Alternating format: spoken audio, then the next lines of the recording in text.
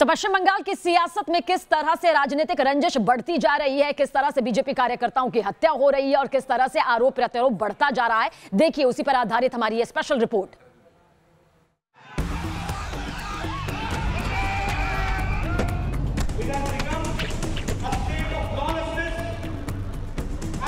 बंगाल में जिस रोज से चुनावी बयार तेज हुई है, उसी रोज से सियासी फिजाओं में रक्त की गंध घुलने लगी है। और शायद यही वजह है कि बंगाल में चुनाव अगले साल होना है, लेकिन बंगाल की सियासत में हत्या की खबरें हैं, हंगामा है, सियासी साजिशों का ताना बाना है, शहर दर शहर बवाल है और रक्त रंजित बंगाल है। बंगाल की सियासत में हिंसा, हंगामा, सड़क पर फिर खूनी संग्राम। बंगाल में 24 घंटे के अंदर 2 बीजेपी कार्यकर्ताओं की हत्या। अपनी सियासी रक्त चरित्र के लिए कुख्यात पश्चिम बंगाल की सियासत एक बार फिर प्रतिशोध की आग में झुलसती दिख रही है। बंगाल के बर्धमान पूर्व जिले के चांदपाड़ा इलाके से आई ये वो तस्वीरें हैं जिसने बंगाल की सियासी आग में घी का काम किया है। बताया जा रहा है कि चांदपाड़ा इलाके में एक और बीजेपी कार्यकर्ता की हत्या कर दी गई है। सियासी लड़ाइयां होती हैं, लेकिन ऐसी नहीं जिसमें एक दूसरे के कार्यकर्ताओं को मार डालने की जैसे होड़ मची हो। लेकिन अब बंगाल में टीएमसी के एक नेता ने यह कहकर सनसनी मचा दी है कि सूबे की मुख्यमंत्री ममता बनर्जी की भी हत्या हो सकती है।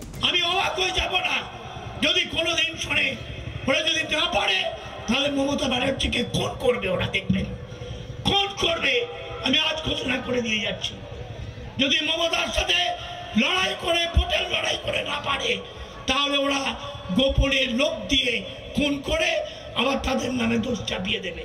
এতই নিকৃষ্ট এরা রাজনীতি। हालांकि इन आरोपों का सच जो भी हो, लेकिन बीजेपी से भावुकता से भरा चुनावी दांव बता रही है।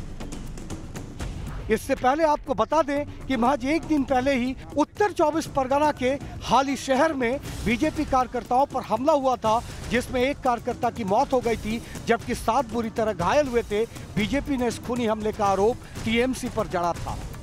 डायमंड हार्बर जाने के दौरान बीजेपी अध्यक्ष जेपी नड्डा के काफिले पर भी कुछ दिन पहले ही हमला हुआ था, जिसे लेकर दिल्ली से लेकर कोलकाता तक कोहराम मच गया। सूबे के राज्यपाल ने तब संविधान को खतरे में बताकर यह जता दिया कि मामला किस हद तक बंगाल में बिगड़ चुका है। बंगाल में 2021 में चुनाव है और बीजेपी जमीनी स्तर पर उसकी तैयारियों में जुट गई है। 19 दिसंबर को बीजेपी के पूर्व अध्यक्ष और केंद्रीय गृह मंत्री अमित शाह बंगाल जाने वाले हैं। अमित शाह का दौरा 2 दिवसीय होगा, जिसमें वो कई कार्यक्रम करेंगे और कार्यकर्ताओं से बात करेंगे। जाहिर है बंगाल की सियासत की आग धधक रही है, जिसमें सियासी उसूल हर दिन खाक हो रहे हैं। ऐसे में 2021 में पश्चिम बंगाल में शांतिपूर्ण चुनाव कराना चुनाव आयोग के लिए बेहद चुनौतीपूर्ण होने वाला है। Team news nation. और आइए सीधा रुख करते हैं कोलकाता की तरफ, जहां पर मेरे वरिष्ठ सहयोगी विकास चंद्रा इस वक्त हमारे साथ में मौजूद है। ज्यादा जानकारी के लिए ग्राउंड जीरो पर विकास इस वक्त आप मौजूद हैं। क्या चल रहा है पश्चिम बंगाल की सियासत को लेकर? राजनीतिक रंजिश इस कदर बढ़ चुकी है कि खूनी रूप अख्तियार कर चुकी है। खत लिखे जा रहे हैं, बदजुबानी यहां पर आ रही है, बदसलूकी आ रही है, काफिले पर हमले हो जाते हैं दिग्गज नेताओं के। ग्राउंड जीरो पर आप इस वक्त मौजूद हैं। हकीकत क्या कुछ दास्तां बयां करती है यहाँ पर?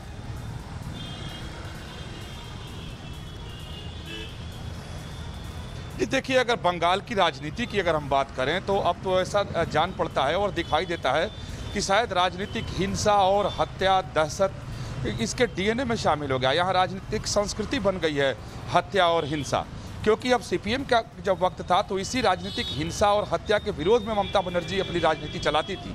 और आज जब उसी के खिलाफ ममता बनर्जी आवाज बुलंद करके सत्ता में आ गई तो आज ममता बनर्जी के ऊपर भी वही आरोप लग रहा है। ममता बनर्जी उसी नक्शे कदम पे हैं जिस नक्शे कदम पर सीपीएम थी, लेकिन सीपीएम से ज्यादा ही ममता बनर्जी इस हिंसा और हत्या की राजनीति को अंजाम दे रही है। ऐसा सीधा आरोप बीजेपी की तरफ से लगता है और आंख से दिखाई भी दे रहा है कि अगर कैंपेन करते हुए या कोई पॉलिटिकल पार्टी के दूसरी पॉलिटिकल पार्टी का नेता आता है और खासतौर पर बीजेपी के नेता और कार्यकर्ता होते हैं तो हमले होते हैं। तो इसमें साफ तौर पर दिखाई दे रहा है इसमें। जबकि आप टीएमसी की अगर हम बात कर लें तो कोई भी पॉलिटिकल पार्टी को अगर आरोप लगेगा तो चलिए आप इस पूरे राजनीतिक हालात पर नजर बनाए रखिएगा। लगातार आपसे आगे भी अपडेट लेते रहेंगे। फिलहाल बहुत बहुत शुक्रिया इस अहम जानकारी के लिए आपका।